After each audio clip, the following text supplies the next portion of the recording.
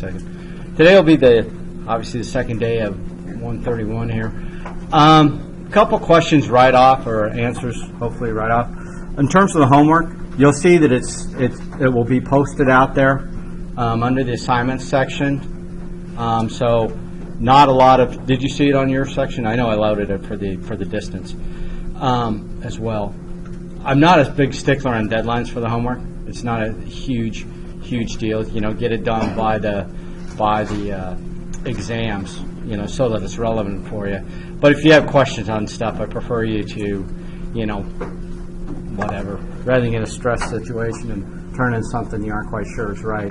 You bounce it off me or one of your fellow students, because most of the things are not, terribly difficult concepts. But if you get wrapped around it, I'd rather turn in the correct product rather than something because of the deadline. So last week, or not last week, on Tuesday I talked about time value of money, and so these are just a couple cleanup items from that day. Again, these charts are put together with assuming different interest rates, and I know it's an eye chart for you here, but you've got it in the material section. So the guy who put these together, he put a little bit of time into them, and it's pretty eye-watering. Again, maybe artificial starting as young as he did, but it is, time value of money, so the quicker you start, the better off. And then it goes through the rest of the little parameters, the rest of the caveats. But this is for a 5% example, and then there's a, come on, slides. I don't know why this thing always wants to be difficult. 8% and then 10%. So when I cited that example the other day about how much money do you think you'd have, if you started at age 18, that's where we come up with the 5 point whatever million. Who cares, a couple 100,000 give or take. It's a whopping amount, and it all has to do with time value of money. There's a video we'll look at in just a couple minutes. I'll show you that also goes through another time value of money example, but they're all going to be kind of the same information. Now I know what you're saying too. 10%, I can't. The market won't deliver 10%. Believe it or not, the odds are that it can, or it has historically. Maybe 8% might be more conservative, but you can get, and that's the problem. It's not everybody likes the stock market, but in terms of getting that percentage yield, that's sometimes where you got to go for it. But keep in mind, everything's taxable. Completely. There's not a lot of financial incentives from tax perspective for investing in the market, which is a different situation than real estate.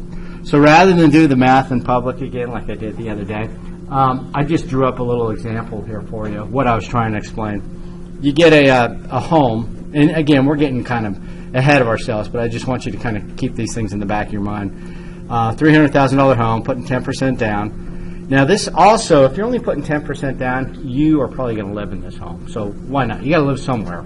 So maybe one of your best investments, and also it's, you can live in a home as opposed to a mutual fund in the bank doesn't do a whole lot for your life. But anyway, if you're doing it as an investment, the bank will generally not let you put down just 10%.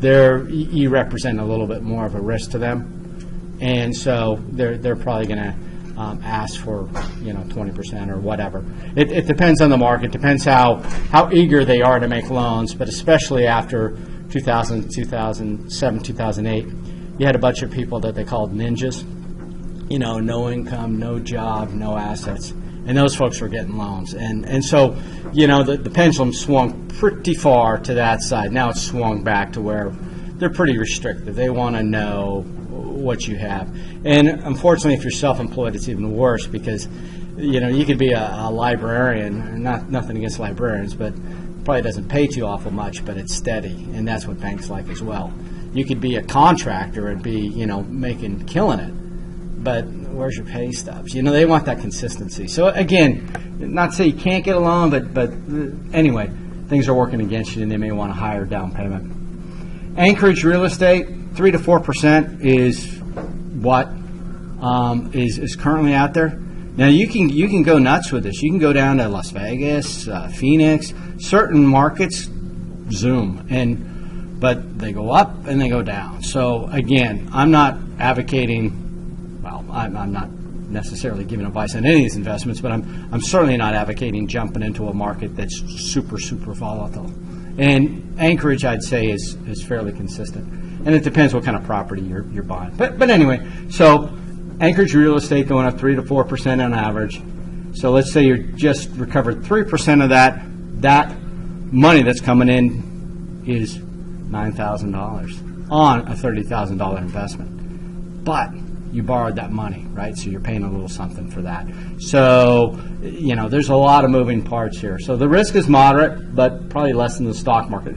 And certainly using borrowed money in the stock market, like we talked about, that's called leveraging, and that's in the realm of speculation, not necessarily in the realm of investing. Owner-occupied, 4% mortgage rate is probably what you can get, but you are building equity. Even if you're sort of treading water, even negative cash flow slightly.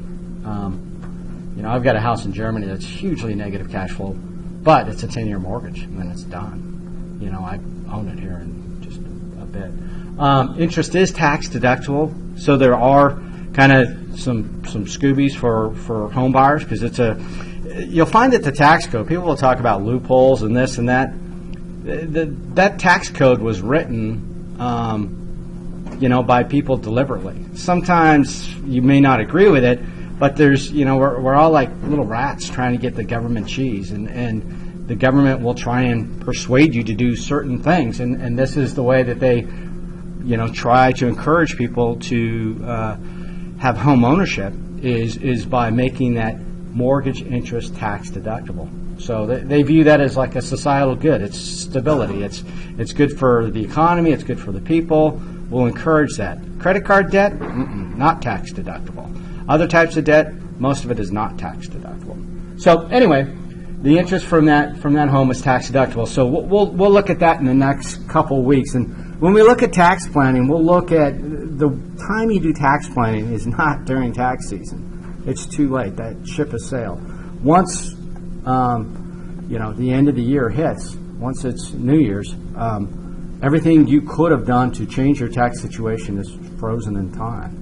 So you need to, do your taxes hopefully throughout the year, and then do some sort of review in maybe December and see if you need to make some changes. But sometimes you can go back and buy IRAs if you're still in that thing. You can do that after the first. But most other tax things like selling stuff or buying something as an investment, that's frozen in time once that date hits.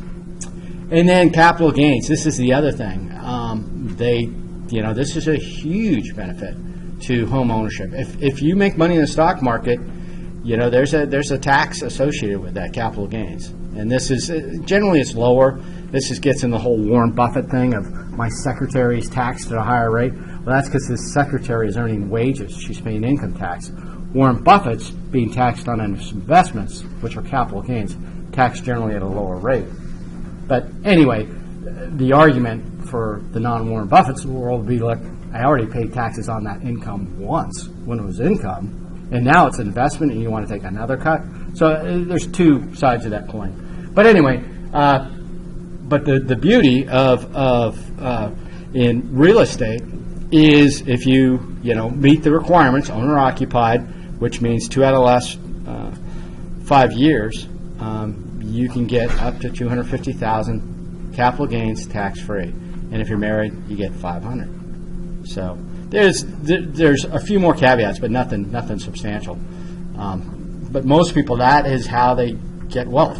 And for you, the smart money in this class, if you forgot everything else and just said, okay, I'm just going to do one thing, for most of you is to find a starter home.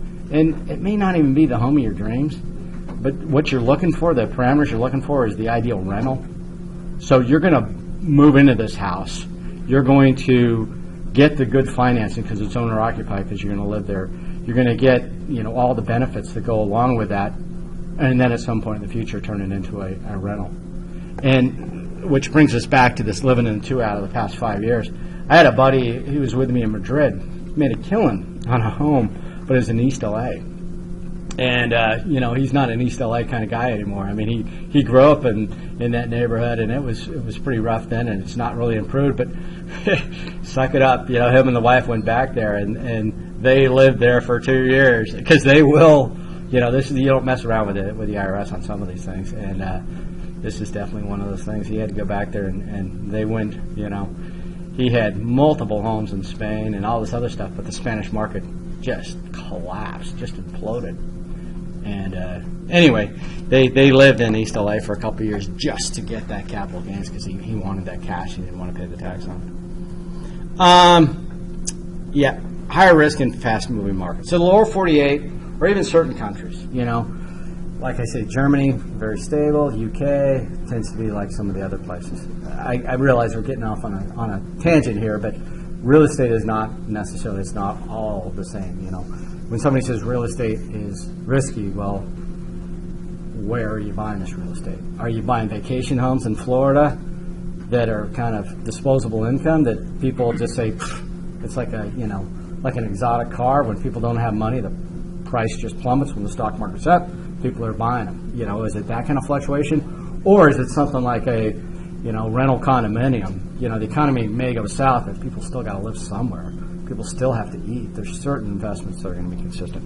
So anyway, a lot longer explanation on that, but that's what I was trying to go. It's we'll jump on to what we're actually going to talk about in this lesson. And I did put a video out there. It was primarily for the distance class, but we may get to it as well, because it has another time value of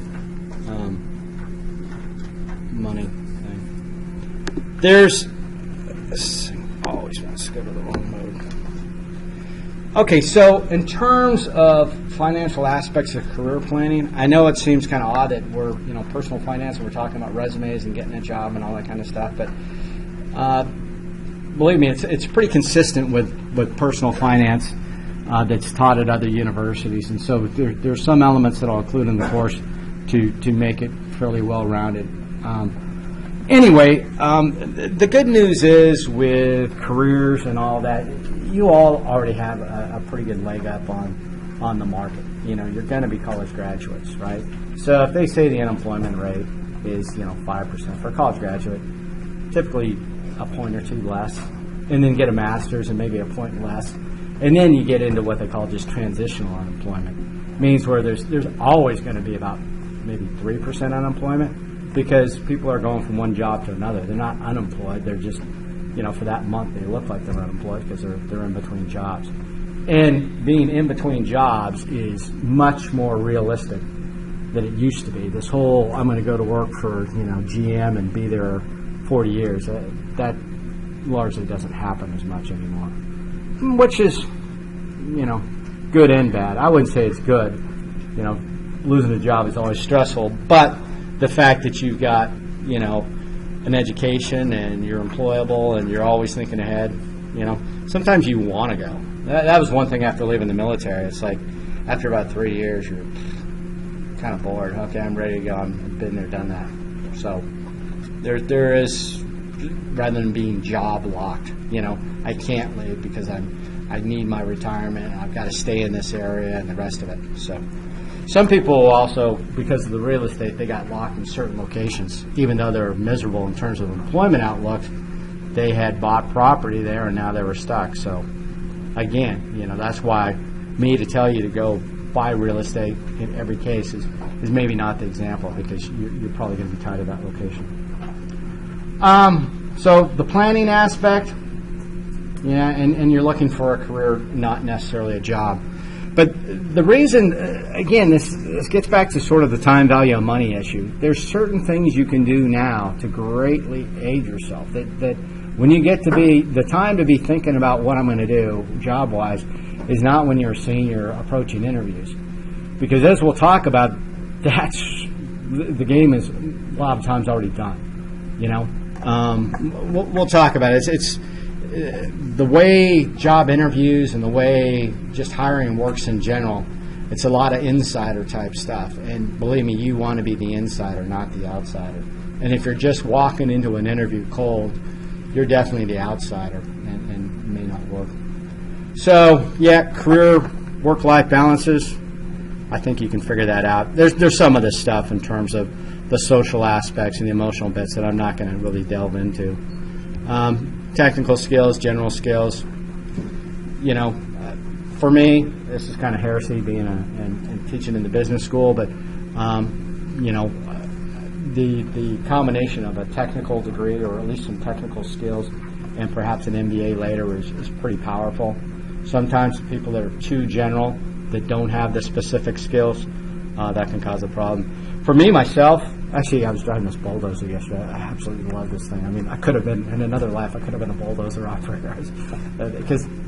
Anyway, long story, but I like doing mechanical things, but they don't pay well. I mean, that's just the way it is. Or if they do pay well, when you get older, you get hurt, maybe not as good. But don't fool yourself that especially one of the things that they really wanted me to do out of college was welding technology, welding engineering type stuff, and phenomenal amounts of money. And so again, a very technical, almost a blue collar type job. You need a college education to do it, but the deal with that was it wasn't welding on people's vehicles and stuff. It was welding on very expensive equipment with automated processes. So if you are going to delve in the technical realm, you want to make sure that you're suited to work on the most expensive equipment possible, because that's where your labor is insignificant. If you're working on somebody's beater car, you're not going to be paid well. It's just fact of life. But anyway, general and technical skills. They talk about aptitudes in here, and you're kind of getting to the point where you figure that out. If you need some guidance on that, yeah, you can go do a SWOT analysis and get some guidance and figure out where your strengths are. But those tests are just kind of interesting, but I don't think they're that useful. Again, they turn everything sort of in a planning cycle, which is true, but this is where me and the authors will differ when they start talking about resumes, cover letters. Some of the suggestions they have in there, it's not a one-size-fits-all world. Different employers, different industries have different specifics. Anybody here work in HR? See resumes, do that kind of stuff? I can just tell you from, I've had previous students who have been in HR and drastically different stories based upon the culture of the workplace. And certain times it's that whole industry does it that way, or certain times it's just certain companies. But I can tell you for a fact, they talk about cover letters in here. I would say 30 to 50% of businesses don't even read them. They just pitch them. They want a standardized product. And especially in say, a government job, there's typically not a cover letter. And the other thing is they say, develop a resume. No, we live in a world of word processing and specific job descriptions. If you put out this one-size-fits-all resume, it's not going to work. You're not going to be seen by a person. Most of jobs now are, there's a keyword search. It's looking for words in the job description, and you can say, I was a mechanic or something. I mean, I don't know why I'm getting into technical skills, but you could have been a technician for 12 years, but you label your position as a technician, and it sees mechanic. It's like, this guy's not qualified. You know what I mean? So you have to look at the job description, and you have to mirror the language that's in there and convert that within your own resume. So you're going to have multiple resumes. But again, you get 10, 12 of them, and pretty soon within the field you're looking at, the job description is going to be similar, and you're going to work that out. So anyway, we'll get more. It's going to talk more about resumes here in a bit. Another thing they say is a one-page resume. You can do that, but you will shoot yourself in the foot. Somebody else is going to come up with 50 keyword matches, and you, with a one-page concise resume, are going to have 10, He gets the look and you don't, because, again, you're not being viewed by necessarily a person in most job conditions now. So, opportunities, there's a lot going on, the economy, the rest of it, but you can't control that, and you don't need to control that, and you don't even need to worry about it. It is what it is. I would not sweat that. I mean, that may, if you're going to relocate to someplace, you may want to see how things are booming, but the important thing is you generally just need one job, so who cares if, 12% are unemployed. It's me I'm concerned about. I mean, it sounds kind of selfish, but that's what you're looking at. There's certain things that face into this. Yeah, the demographics.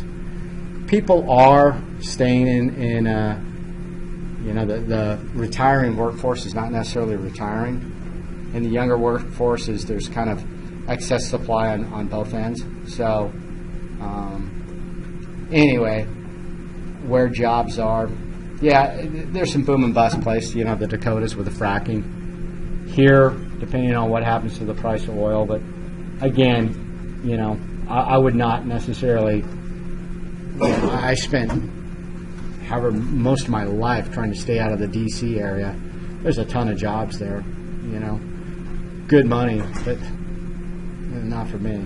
And besides, the cost of living is what's important. So there's an interesting thing too when from a government military perspective, they pay you based upon the cost of living. And when I initially came from Germany, the company said something about Alaska. I said, well, the salary should be a little bit higher. And they said, you don't understand. It's the private sector. People want to go to Alaska. They want to go to Hawaii. We can pay you less.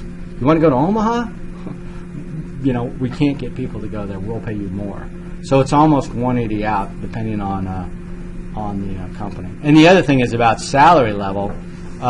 You've got resources now. You have things like Glassdoor.com that you may use in your report when you're trying to figure out, okay, I want to be a pharmaceutical rep. I don't know how much they get paid. Well, you can look in Glassdoor.com and you can see how much people in your field get paid, because you're going to try and do that for the report to get a look. And it is something you want to do early on to go, okay, I want a lot of things in life. I need this, I need that, which maybe you do or not. But anyway, if being a school teacher is not going to work out for you, you might want to modify your career track.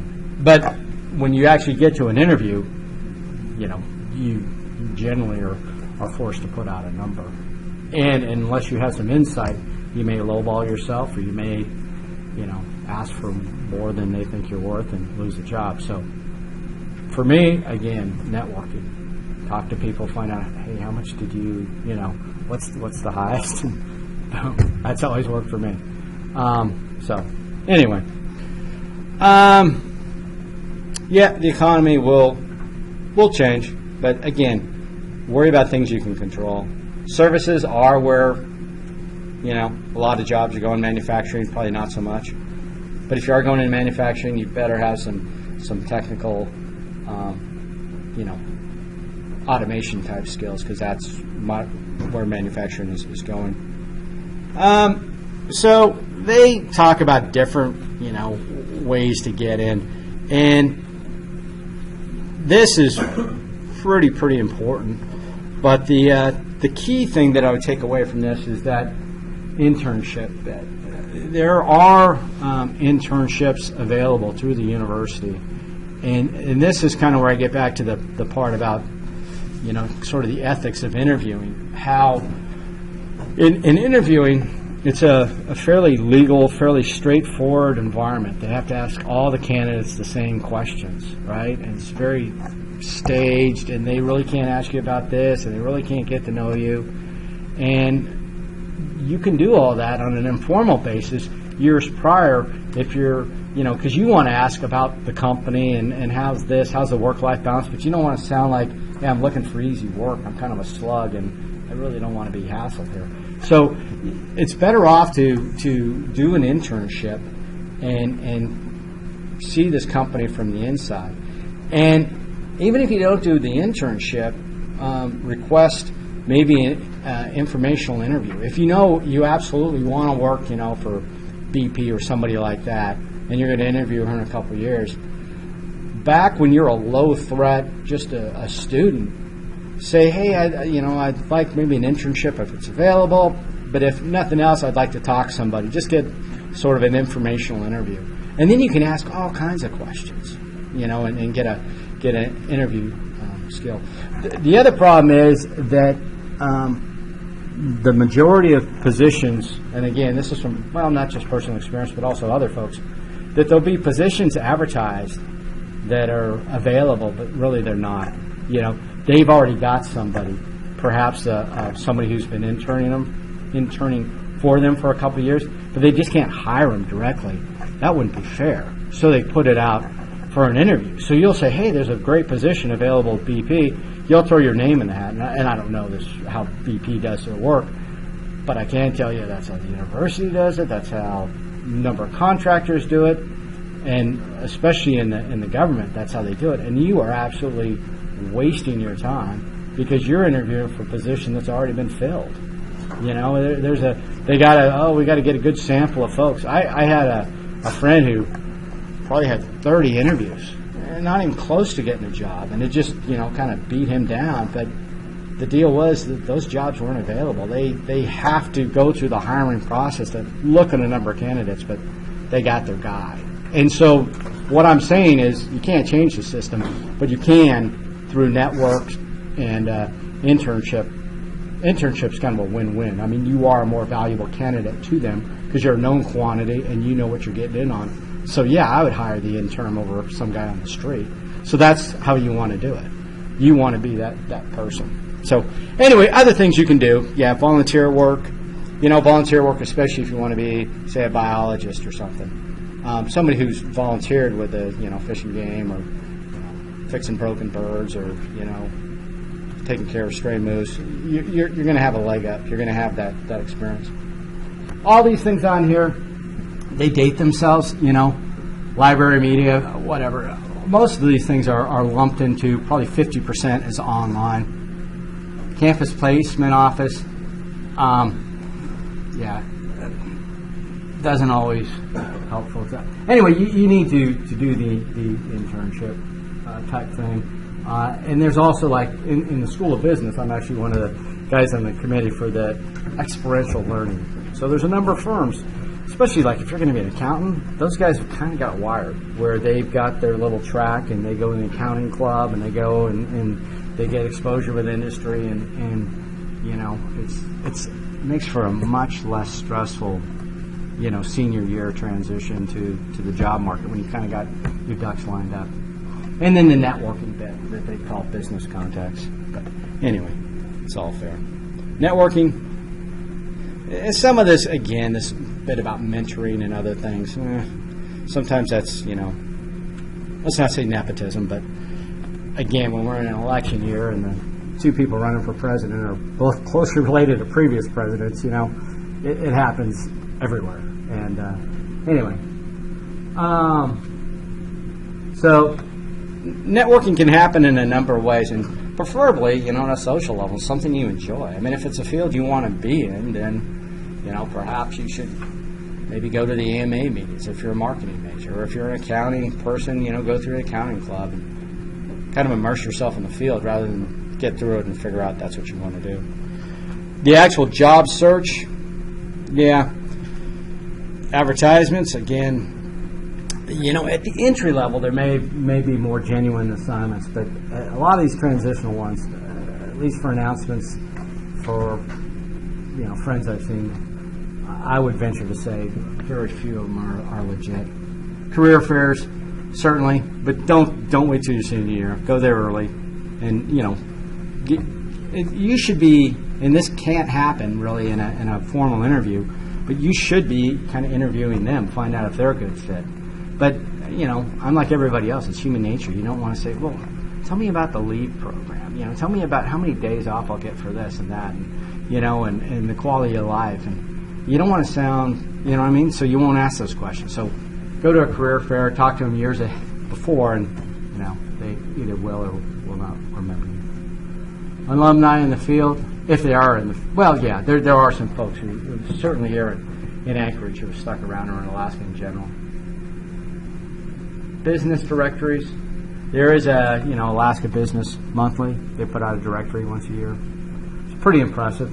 But I would, again, use that early on. If you just sign them resume blind, it's probably not going to work for you. So resume, cover letter, interview. Again, the resume is kind of a standard document that you will need. and I don't mean standard that they're all the same, but most every job requires a resume. Even if it's, say, a government-type job, or for uniformity, they want you to cut and paste into their format, at least you've kind of got something kind of ready to go. And you can always attach your real resume in the format you like it, with the pretty fonts and stuff you want. But they will probably have you kind of fill in the blocks. And again, cover letter, I don't do them. I usually have some opening statement in the resume that tells me I'm the ideal person, and that's how it is, because you don't want to risk it. I mean, they're not going to keyword search your cover letter. At least I've never seen that. And yeah, hopefully by the interview, but by then you need to finesse things a little bit. Work environment, factors affecting salary. Again, you can do research on this now. Glassdoor.com is probably the most popular, but find out kind of what to work for. Companies take this very seriously. Booz Allen, for example, if one employee tells the other employee how much they make, you can be terminated, because they seriously, they try and keep it close to their chest. And you'll find out how much other people make, and it's like, dude, you could have got so much more. But anyway, you can't say that, or so much less. People will not, and they will ask you. This is kind of anecdotal, but one of the stock firms, for looking for brokers, associates, back when we used to do just all automated trades, they would ask people, how much money they would like to be making 5 years from now. And, this is, again, the story, that if you picked a number, they weren't interested in you. You wanted, the sky's the limit, 300,000 is just not going to be good enough. I'm such a hard charger, the whole bit. So, but those days are gone. I made a couple trades this morning, and literally they're both $7.95, through Fidelity or whatever brokerage service. I'm not sure which way the market's going right now, but I don't want to, get left at the station. So I just bought 2 smaller chunks. Guys, Lululemon, they make yoga pants and stuff like that. Pretty popular. See, that's a good thing, because it came recommended in the financials, and then it's also something I know about. My daughter, I pay a fortune for that, John. And then the other one was, Spirit Airlines. I got a friend who just got picked up, so they're hiring. He's a pilot for them, and their financials look good. But yes. That's kind of what my grandfather did with one of his stocks back when, not Adidas, but Under Armour. Oh, yeah. First round. Oh, man. And the reason he did that was because he had a friend whose son kept singing the song repeatedly, and he kept noticing that people were singing it, so he bought the stocks before it got big. See, and I did that with Netflix, and I got out. I thought, okay, I made my money, I'm moving on. Coulda, shoulda, woulda. And, but those are the things. If you can pick the trends. We were trading, and don't ever trade penny stocks. Just don't do it. It's tempting, but don't. But anyway, we were trading these penny stocks, NPEC and Synergy Pictures. And this guy who was with us, I'm dating myself here, this was 95, and he's buying like this junk. He bought Yahoo. And it's like, what is that? Granted, I'm not a big fan of Yahoo now, but it did come from nothing to major.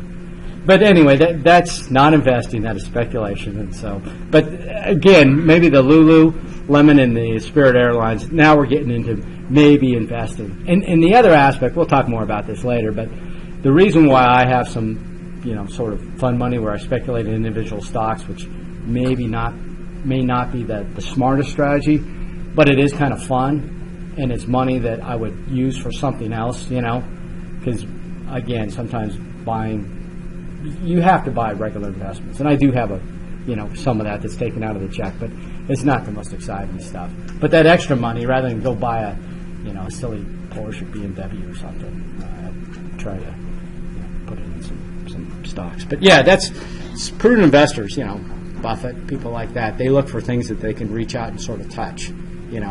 He realized that fracking was taking off, that Keystone Pipeline wasn't going to happen, and he went big in the railroads. And all that oil, it's going to be an environmental disaster at some point, but all that oil that's coming out of the Dakotas is going on the trains. So they don't have enough capacity. They're getting record rates. He's making tons of money. because it's a logical thing. Employee benefits. This is changing. They're getting better, and it depends. Better is in the eye of the beholders. From an employer standpoint, it's like this is unworkable. From the employee, it's not quite too bad. But as we switch, when I was in Europe, we had an officer. They had a German officer. His wife had they had a baby, whatever. But she was actually the one who did the physical, and he took a year off. She went back to work. They had the option. So I had a horse that gave birth in my yard, and that is an impressive act. But anyway, childbirth is impressive. But having a horse that can jump out and walk around the yard, that's a physical feat. So anyway, analyze the techniques for career growth. The deal is now, they've got a whole list of things here. But yeah, being a good guy, hopefully just being yourself. But the other thing that's kind of reality of today's world is kind of looking for the next job, probably outside of the firm. Or at least for me, it's always kind of the satisfaction, kind of the grass is always greener, and sometimes it's not, but it makes you more comfortable in your own job if you look around and go, that's not as good a deal. But anyway, there's a site called LinkedIn that's kind of Facebook for grown-ups, I guess, for more career-focused. It's interesting. And then there's some sites, maybe Indeed.com for job searching. But again, I'm not, I don't get money from any of these folks. But Indeed is kind of an interesting, or not Indeed, but LinkedIn is kind of an interesting way to keep track of your friends and use your friends basically when they talk about networking. Different stages, pre-entry, establishment. Another thing I've kind of seen in just being around in different jobs is where people come into the firm. It's really tough. I mean, there are these stories of people coming in the mailroom and ended up being the CEO. But a lot of times where you come into that firm, you usually are kind of recognized as what level you came in. And if you, obviously you're going to come in as high as you can, but it's tough to move vertically through a...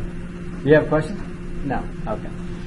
Anyway, they're saying there's a career stage, but again, things are much more fluid than they used to be. Training opportunities, you're always going to want to improve. Go to conferences, do that kind of stuff. I'm going back to a conference in Boston here, a marketing conference. This will be a pretty good one because it's actually, it's not some academic type conference. It's actually an industry research type conference.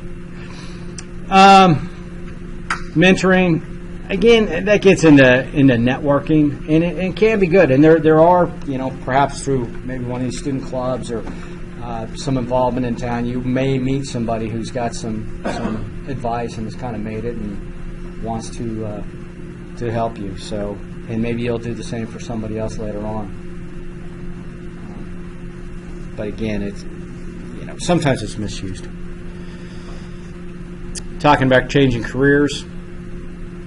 Yep. But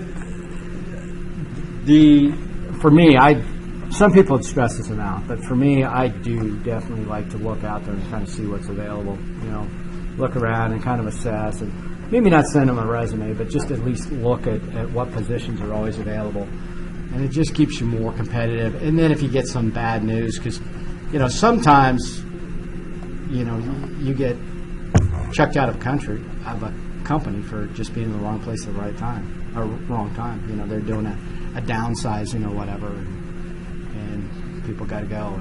Anyway, you always need to have a plan B, And this gets back to our other bits of personal finance that, the reason to save money and put money away isn't necessarily out of pure greed. It's to give you flexibility. I hate my job. I'm not doing this anymore. I got enough money in the bank to, get me by for 6 months. I'm leaving. As opposed to the other guy who's, got credit card debt, is actually stuck and just needs to suck it up. That's not where you want to be. So having a cushion, living within your means and not having car and credit card payments is nice. Yeah, again, they get into some of these emotional things, sleeping and eating. I'm not here to be your life coach or whatever, but what makes you valuable and what's good. But the best thing about job termination, and again, for cause, maybe a couple 3%. It's really hard to fire people in reality, and that's why the HR world is so stuck. Because especially if you've got a union or something else, but that doesn't mean you're going to be happy in that job. So it helps to have a plan B. Developing a resume, different ways to do it, but again, it's not a one-size-fits-all thing. You're going to see your resume kind of morph over time. You know what your strengths are, and you know what the job position that's being offered is, and you want to make yourself look as, if let's say, you had something in your life, maybe you took time off and had kids and didn't work for 5 years. Well, you don't want to highlight a huge gap in there.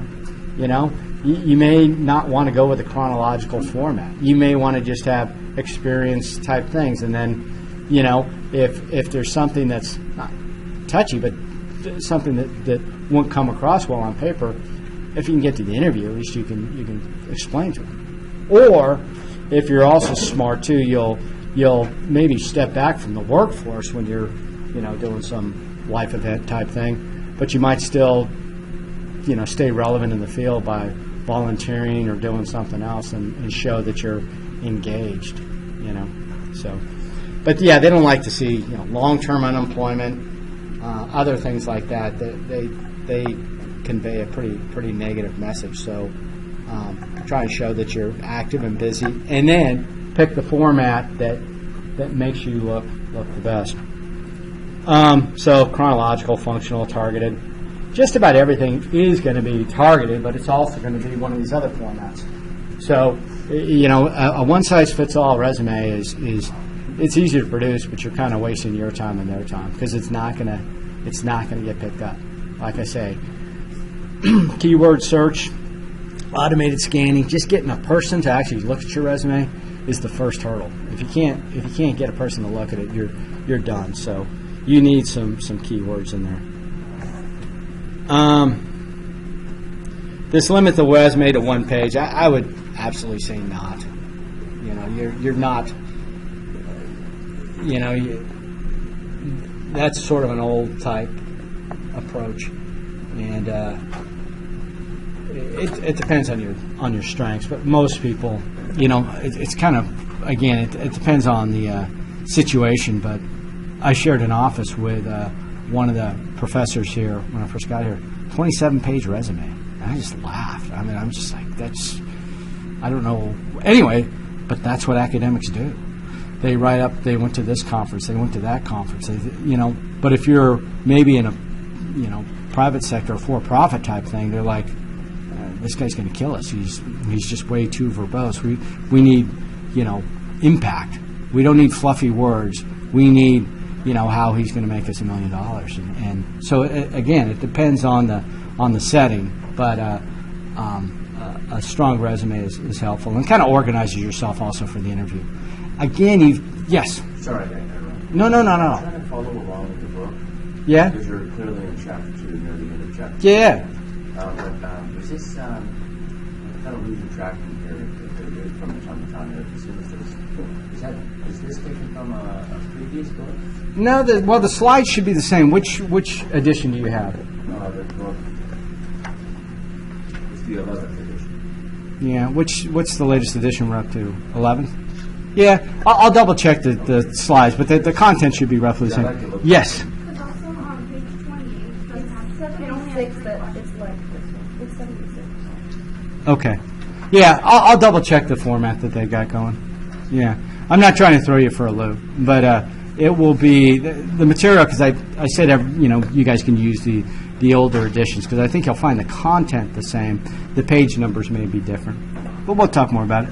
What was your point though on the? our homework, like page 28, doesn't have the Okay, I'll double check, and what I have to do for my 377 class is to put out 2 sets of assignments, not 2 sets, but just kind of a decoder there. Again, that's an academic thing, because what happens is instructors, professors have to do three things. They have to do normally teaching, service, and research. And a lot of professors fill their research square by publishing textbooks. And so they come out with new editions all the time. And so we end up with these editions that are not necessarily different information. But anyway, I'll clean that up, my bad.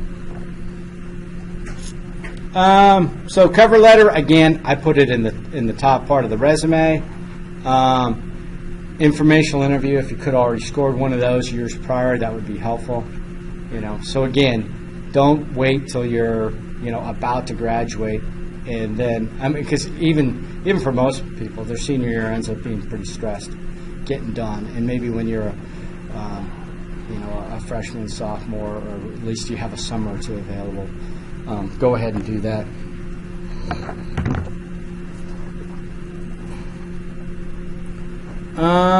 Prepare for the interview.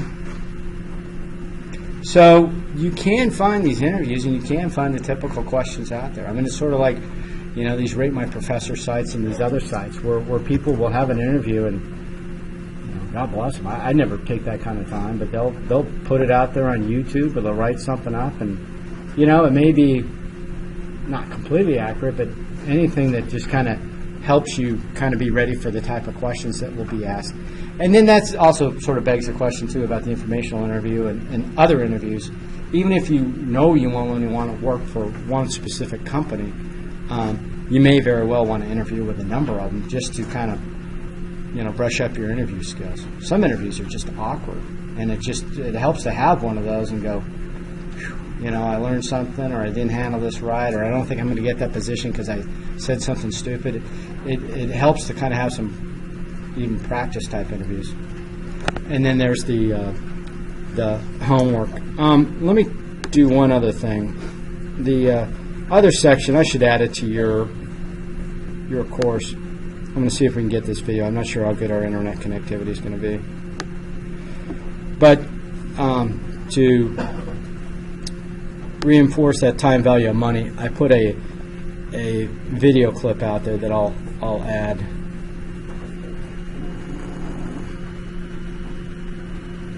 I think I put it in science.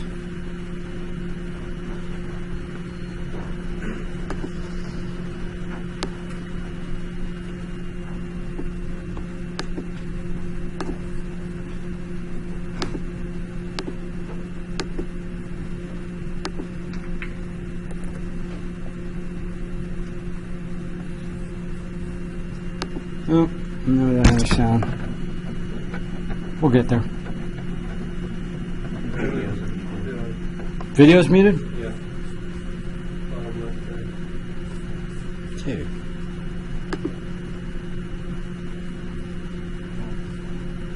Now it's paused.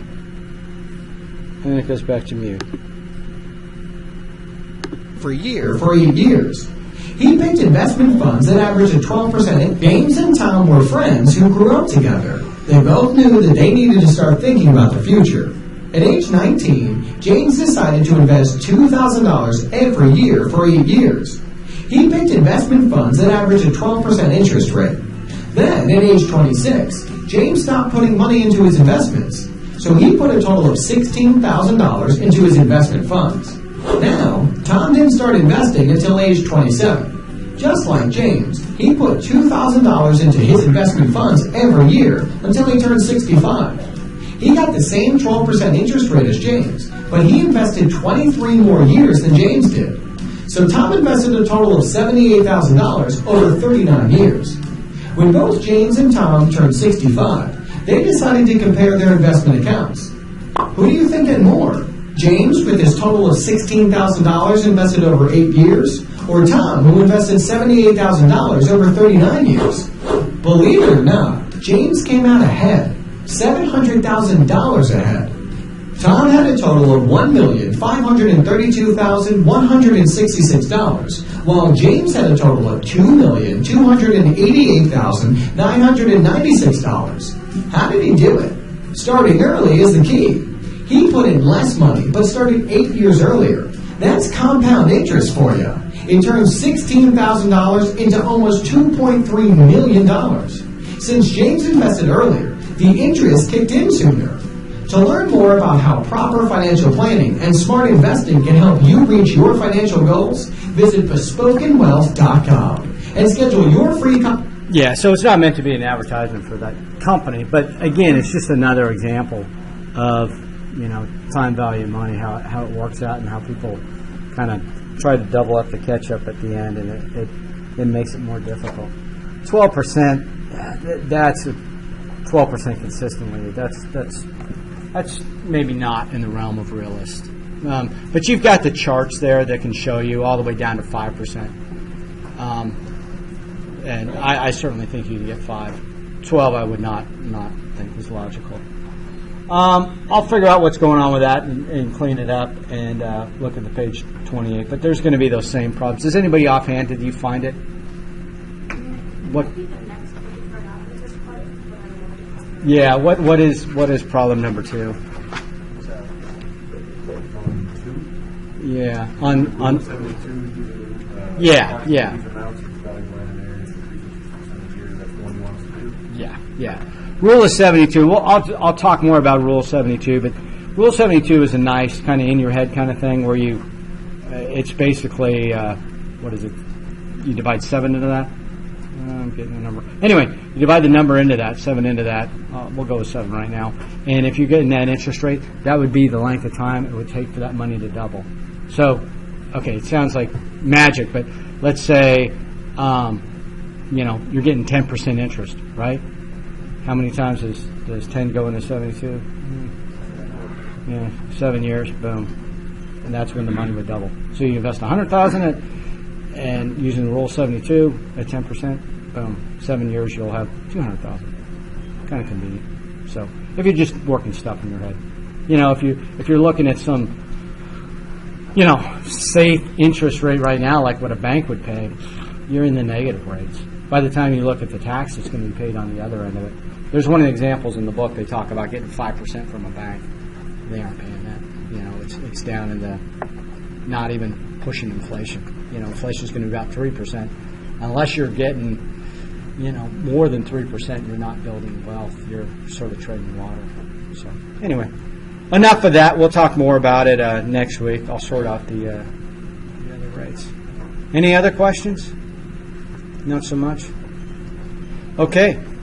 Well, we'll see you Tuesday then.